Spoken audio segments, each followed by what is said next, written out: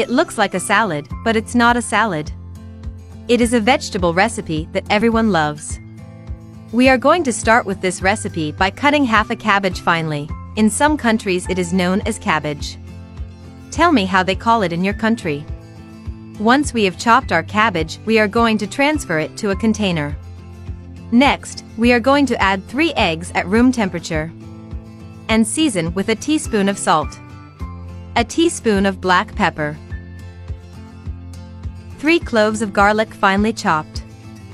A teaspoon of oregano. And we are going to mix to incorporate all the ingredients.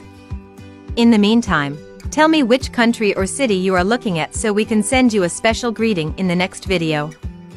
The greetings in this video are for Sherry Brock, who watches us from the United States, and another greeting for Anita Figueroa, who watches us from Sorgason. Thanks for always watching and enjoying our recipes. Now, we are going to add a tomato chopped into small cubes, a finely grated carrot, half a red bell pepper, diced, 80 grams of grated mozzarella cheese, 40 grams of Parmesan cheese, a finely chopped onion, a handful of finely chopped parsley. For a special touch, we are going to add 200 milliliters of milk cream. And we are going to mix well again to integrate the milk cream with the ingredients. If you have come this far seeing the recipe, it means that you are liking it, so leave me in the comments, "I like the salad," and I will leave you a greeting in the next recipe. Next, in a rectangular refractory, we will add all the mixture that we have just prepared and we will spread it well throughout the refractory.